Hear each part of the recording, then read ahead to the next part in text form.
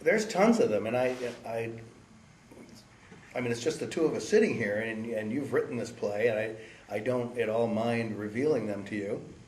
And I suppose in retrospect, it's all right if this gets out, but this play is packed with actors' scenes. Frankly, on the matter of polygamy, I've never met a man who satisfied me, let alone worthy enough of pleasing several women at the same time.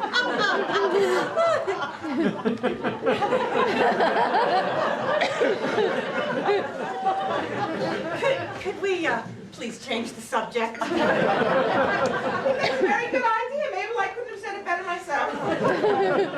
Did you hear Ezra Pound's been arrested? I just read it in the newspaper recently. No, what were the charges? I heard it. It's not worth mentioning.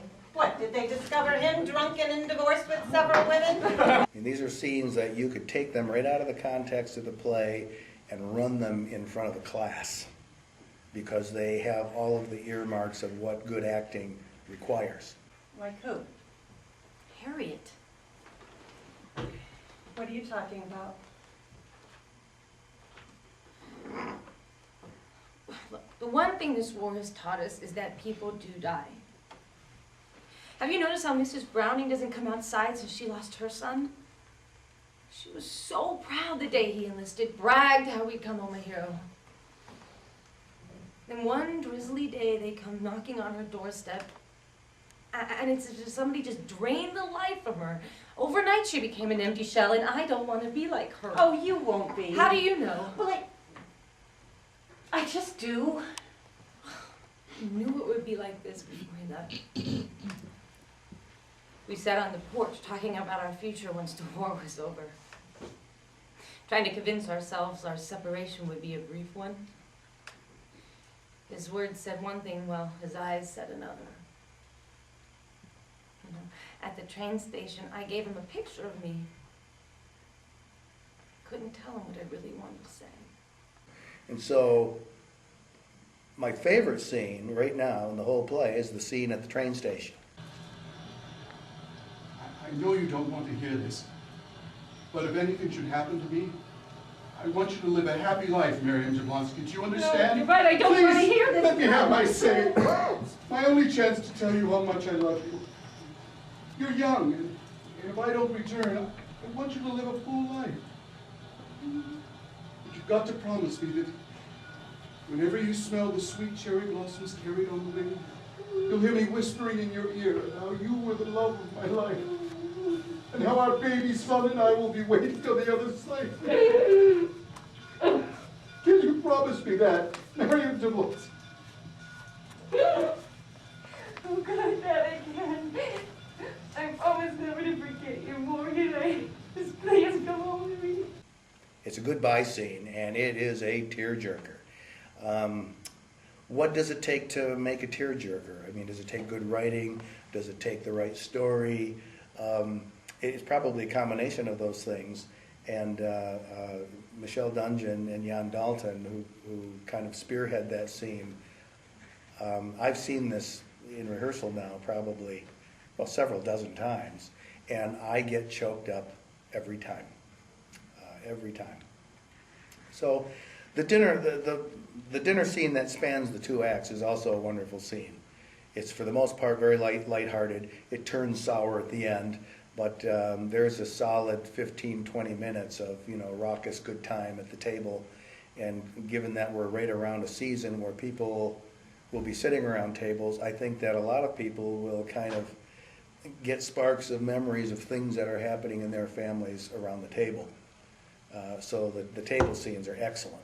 He has nothing to do with My this. God, Mother, he has everything to do with this. Don't you raise your voice at me now. Not in my home. I will never have it mentioned again. Do you hear me? I'll leave then. You're the problem, only you can't see Don't it. you disrespect me in my home. Come back here. We're not finished. Do you see what you married? Morgan, come back here. We obviously, I want to talk to you, son. Oh. And there's just no place where they drag, anywhere. Difficult to look past today. I understand. If you're asking, do I miss what we shared? Yes. nights are the worst. There are times where I feel like I just reach out in the darkness and wrap my arms around him. Hello? Harriet? Oh, what are you girls doing? Having a tea party without me? There's a couple of compelling scenes that Richard has when he's recounting. One of them is a lie. He has to manufacture a scene in which he is an American soldier in Normandy. And it seems pretty clear from your writing that he is taking, he was there, but he was on the other side. So he's just kind of putting American uniforms on German soldiers and telling this story. And so it's no less compelling. And it's very violent and fortunately fairly brief to spare sensibilities. But then again at the very end when he has to be honest and is telling the real story of what happens to Morgan, there's not going to be a dry eye in the house. We were pinned behind a short stone hedge. One of the boys got spooked, jumped up and ran to a patch of trees, but took a short burst in the back. Watching him fall, I lost my mind, crawled on my belly to his side. Wasn't sure if he was dead or not. But I got on one knee and threw him over my shoulder and started back to the others. I wasn't sure what hit me. Suddenly I was spinning in the air and, well, the next thing I saw were two beautiful eyes staring down at me. Michelle, she's been kind of waiting for this because what she does is she responds to that. As Mariam, she can't be the aggressor. She has to respond to him. And everything that he summons from himself that's very uncomfortable to give to her, she just takes it up a notch.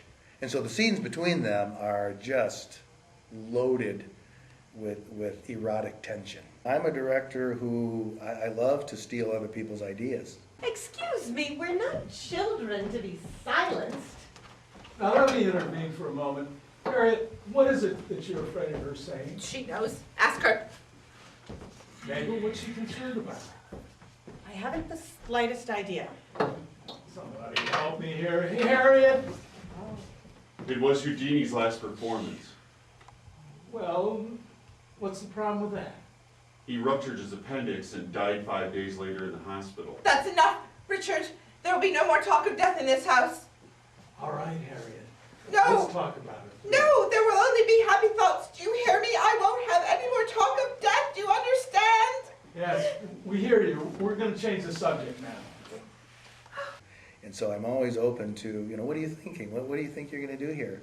And so we've got a moment. Of course, as you know, Mariam in the final scene has to pull the gun out. And so there's a moment in which the audience is not going to know whether someone is going to be killed right on stage. By the way that she's portraying it. And it's not at the moment that you think. I mean, you would think under the fear of a stranger being in your kitchen in the middle of the night, that would be the most dangerous moment. This is based on my experience that we have a strong vehicle that I mean, when you came in, you saw just what we've created here. And what they do in real time with their bodies, their tools on stage is just going to be a complement to everything else here. And I'm not even going to try to predict what that's going to be. I'm just going to let it happen. But I know it's going to be good. I'm thrilled. I'm very excited and filled with anticipation. It's funny because typically I stay away from opening nights. I think this is an opening night that should not be missed. And not just because I'm directing it, it's because this is a brand new play. No one has seen this before, and so it puts a whole different thing on opening night. I'm pretty sure that closing night will be more polished than tonight will be. But this is not a play that aims to be polished. This is a play that just tells it like it is. What was it about this script that grabbed me? Because it wasn't just me. I heard these kinds of stories from almost everyone that I talked to in the cast or associated with the production of this. Somehow this brings up very personal reminiscences, and it doesn't have to be about war. This is a family here.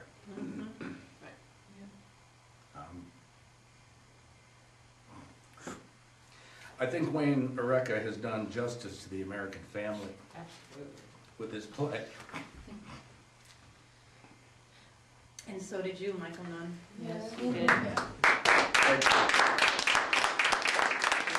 you.